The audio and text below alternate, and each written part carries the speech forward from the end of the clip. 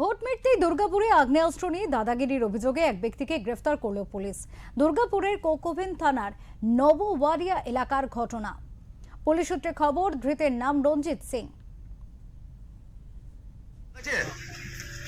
বৃহস্পতিবার রাতে নবওয়ারিয়া এলাকায় গোলমালের ঘটনা ঘটে। অভিযোগ, পরিস্থিতি উত্তপ্ত হয়ে উঠতে রঞ্জিত সিং আগ্নেয়াস্ত্র বের করে এলাকায় আতঙ্ক ছড়ানোর চেষ্টা করে।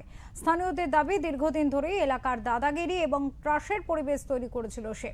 শুক্রবার ধৃতকে দুর্গাপুর মহকুমা আদালতে পেশ করা হয়।